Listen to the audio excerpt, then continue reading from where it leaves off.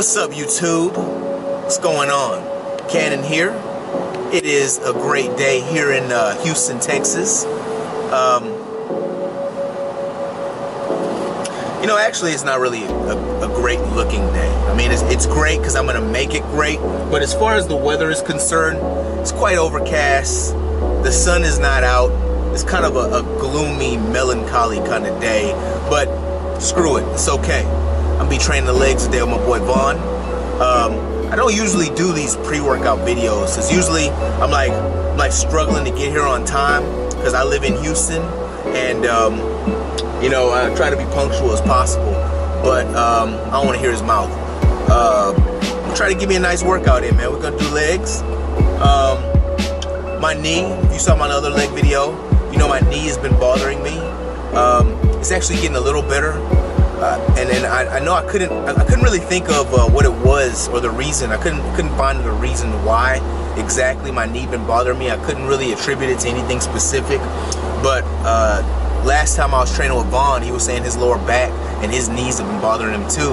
And it was like it started about the same time it started for me. And what I'm thinking it is the colder weather. You know, it's pretty much always warm. It never really gets cold, and so I guess these weather fluctuations, you know, where it's cold one day, warm the next day, is not doing me any favors.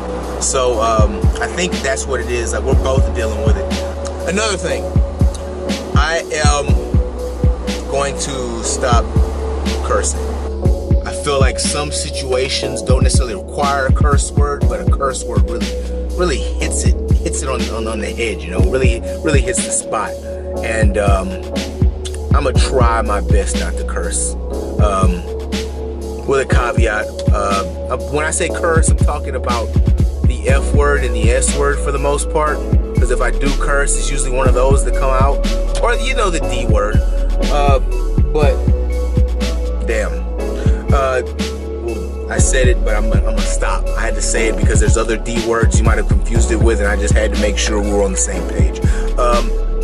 Now, the H word, which is hell, I don't really feel that that's a curse word. I just don't. I mean, I think it's a destination. I think conventional society has pretty much, for the most part, deemed that this is an acceptable word.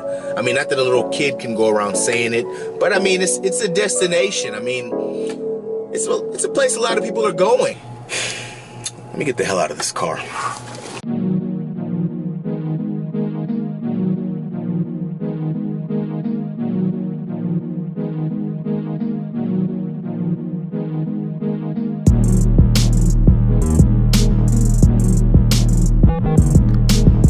Alright guys, man, this was a really productive workout, man. I felt real good about it. You see us here, we're starting out doing the warm-ups of squats. Oh, hold on, I forgot. Leg day. I almost forgot the Cannon Strong ritual, man. Alright, like I said before, we started out with squats.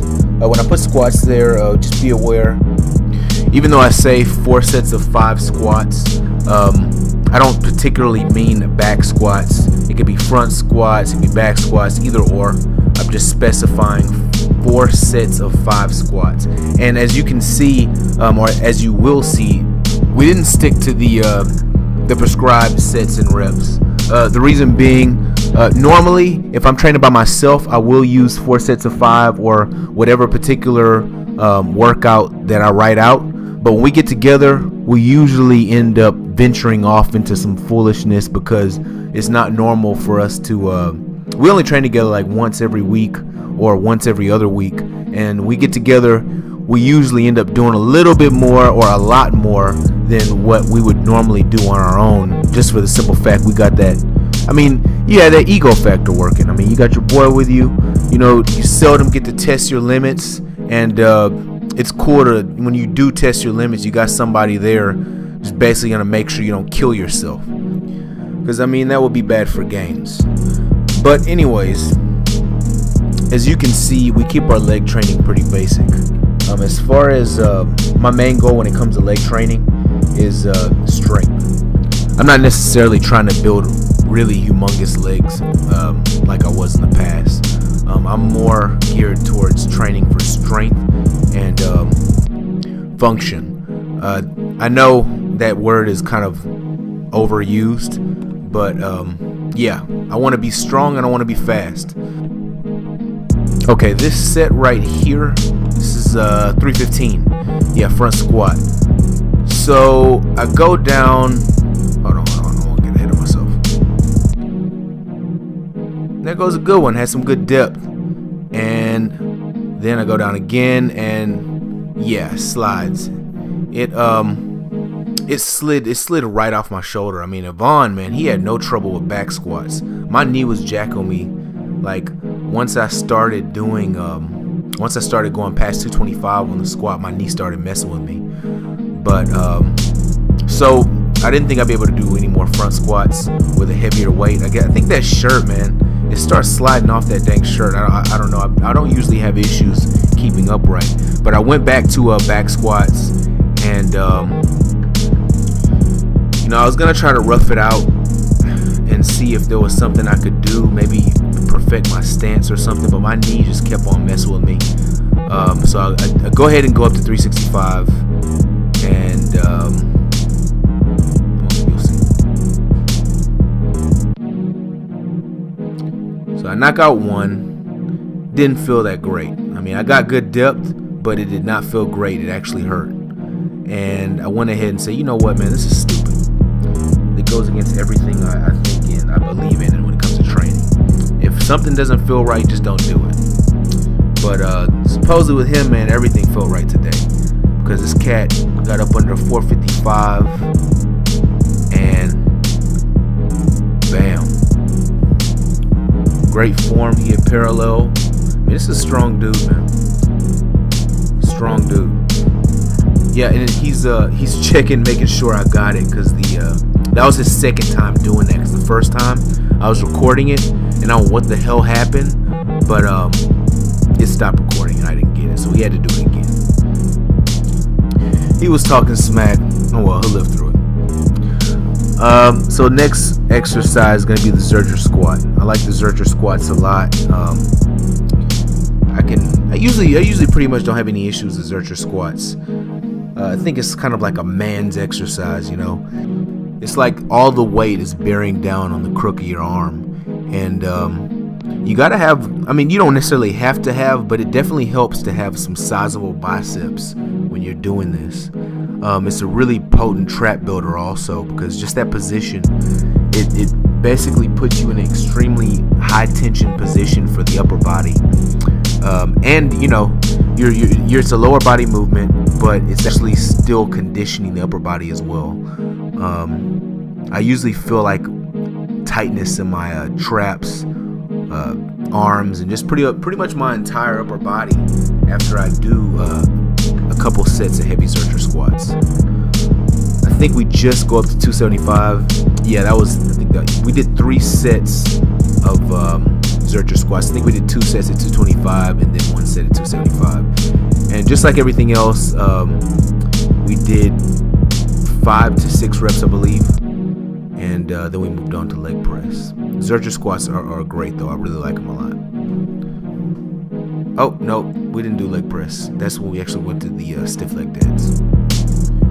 Stiff leg deads. I think it's my first set at 315, and I think we're hitting 5 or 6 reps. I think it's 5 for everything. 3 sets of 5, I believe. That was easy for me. Felt really good. One thing about me and Vaughn, man. Vaughn is a real strong dude. I think he's more like anteriorly strong. Like he has really strong chest, really strong triceps, really strong quads. He's strong everywhere. But I think my posterior, as far as like glutes, hamstrings, back, is stronger.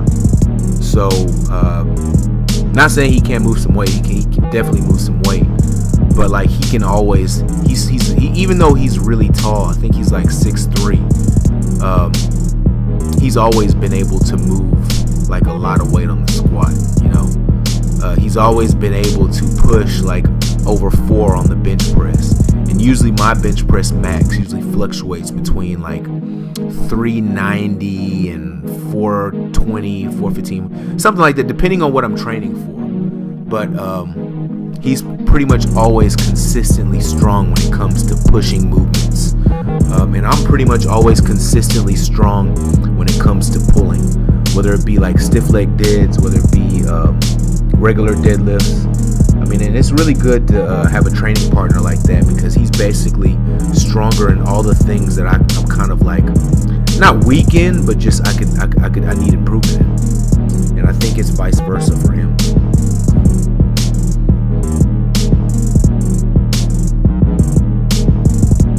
All right, decided to load up another couple 25s on the bar. Puts me at 455 pounds for the stiff leg dead. I think that's probably the heaviest I've ever gone for stiff leg deads. It felt good though. It felt real good. You know, this never bothers my knee. I can pretty much always train my hamstrings, and it doesn't bother my knees.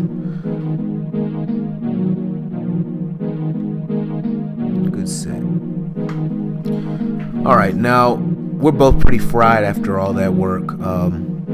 So everything else that we're doing in the routine is basically getting reps in. It's focused on tension and reps. So we do 3 sets of leg press at 12 to 15 reps.